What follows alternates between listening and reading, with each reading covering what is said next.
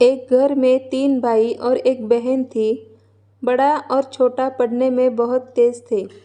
उनके माँ बाप उन चारों से बेहद प्यार करते थे, मगर मंझले बेटे से थोड़ा परेशान से थे। बड़ा बेटा पढ़ लिख कर डॉक्टर बन गया, छोटा भी पढ़ लिख कर इंजीनियर बन गया, मगर मंझला बिल्कुल आवारा और गंवार बन के ही रह गया। सबकी शादी हो गई। बहन और मंझले को छोड़ दोनों भाइयों ने लव मैरिज की थी। बहन की शादी भी अच्छे घराने में हुई थी। आखिर भाई सब डॉक्टर इंजीनियर जो थे, अब मंझले को कोई लड़की नहीं मिल रही थी। बाप भी परेशान, माँ भी। बहन जब भी मायके आती, सबसे पहले छोटे भाई और बड़े भैया से मिलती, मगर मंझले से कम ही मिलती थी, क्योंकि वह न तो कुछ दे सकता था और न ही वह जल्दी घर पे मिलता था। वैसे वह दिहाड़ी मजदूरी करता था, पढ़ नहीं सका तो नौकरी कौन देता। मंझले की शादी किए बिना बाप गुजर गए। माँ ने सोचा कहीं अब बंटवारे की बात न निकले, इसलिए अपने ही गांव से एक सीधी सादी लड़की से मंझले की शादी करवा दी। शादी होते ही न जाने क्या हुआ कि मंझला बड़े लगन से काम करने लगा। दोस्तों ने कहा, ए चंदू, आज अड्डे पे आना। चंदू ने कहा, आज नहीं, फिर कभी। दोस्त ने कहा, अरे तू शादी के बाद तो जैसे बीबी का गुलाम हो गया। चंदू ने कहा, अरे ऐसी बात नहीं, कल मैं अकेला एक पेट था तो अपने रोटी के हिस्से कमा लेता था, अब 2 पेट है, आजकल और होगा। घर वाले नालायक कहते हैं मेरे लिए चलता है, मगर मेरी पत्नी मुझे कभी नालायक कहे तो मेरी मर्दानगी पर एक भद्दा गाली है, क्योंकि एक पत्नी के लिए उसका पति उसका घमंड, इज्जत और उम्मीद होता है। उसके घर वालों ने भी तो मुझ पर भरोसा करके ही तो अपनी बेटी दी होगी, फिर उनका भरोसा कैसे तोड़ सकता। कॉलेज में नौकरी की डिग्री मिलती है और ऐसे संस्कार माँ बाप से ही मिलते हैं। इधर घर पे बड़ा और छोटा भाई और उनकी पत्नियाँ मिलकर आपस में फैसला करते हैं कि जायदाद का बंटवारा हो जाए, क्योंकि हम दोनों लाखों कमाते हैं, मगर मंझला ना के बराबर कमाता है। ऐसा नहीं होगा। माँ के लाख मना करने पर भी बंटवारे की तारीख तय होती है।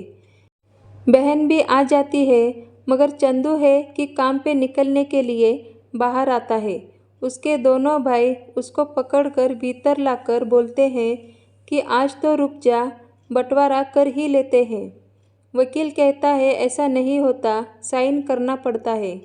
चंदू ने कहा, तुम लोग बंटवारा करो, मेरे हिस्से में जो देना है दे देना, मैं शाम को आकर अपना बड़ा सा अंगूठा चिपका दूंगा पेपर पर।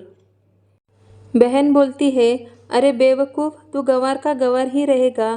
तेरी किस्मत अच्छी है कि तुझे इतने अच्छे भाई और भैया मिले। माँ बोली, अरे चंदू, आज रुक जा, बंटवारे में कुल 10 बीघा ज़मीन में दोनों भाई 5-5 रख लेते हैं और चंदू को पुश्तैनी घर छोड़ देते हैं। तभी चंदू ज़ोर से चिल्लाता है, अरे फिर हमारी छुटकी का हिस्सा कौन सा है। दोनों भाई हंसकर बोलते हैं, अरे मूर्ख, बंटवारा भाइयों में होता है और बहनों के हिस्से में सिर्फ उसका मायका ही है। चंदू बोला, ओह, शायद पढ़ा लिखा न होना भी मूर्खता ही है। ठीक है, आप दोनों ऐसा करो, मेरे हिस्से की वसीयत मेरी बहन छुटकी के नाम कर दो। दोनों भाई चकित होकर बोलते हैं, और तू? चंदू माँ की ओर देख के मुस्कुरा के बोलता है, मेरे हिस्से में माँ है ना। फिर अपनी बीवी की ओर देख कर बोलता है मुस्कुरा के, क्यों चंदुनी जी, क्या मैंने गलत कहा। चंदुनी अपनी सास से लिपट कर कहती है, इससे बड़ी वसीयत क्या होगी मेरे लिए कि मुझे माँ जैसी सासू मिली और बाप जैसा ख्याल रखने वाला पति। बस यही शब्द थे जो बंटवारे को सन्नाटा में बदल दिया। बहन दौड़कर अपने गंवार भैया से गले लगकर रोते हुए कहती है कि माफ़ कर दो भैया मुझे, क्योंकि मैं समझ न सकी आपको। चंदू ने कहा, इस घर में तेरा भी उतना ही अधिकार है जितना हम सभी का। बहुओं को जलाने की हिम्मत किसी में नहीं, मगर फिर भी जलाई जाती है, क्योंकि शादी के बाद हर भाई हर बाप उसे पराया समझने लगते हैं। मगर मेरे लिए तुम सब बहुत अजीज हो, चाहे पास रहो या दूर। माँ का चुनाव इसलिए किया ताकि तुम सब हमेशा मुझे याद आओ, क्योंकि ये वही कोख है जहाँ हमने साथ साथ 9 महीने गुजारे। माँ के साथ तुम्हारी यादों को भी मैं रख रहा हूँ। दोनों भाई दौड़कर मंजिले के गले मिलकर रोते रोते कहते हैं, आज तो तू सचमुच का बाबा लग रहा है। सबकी पलकों पे पानी ही पानी। सब एक साथ फिर से रहने लगते हैं। तो दोस्तों, आज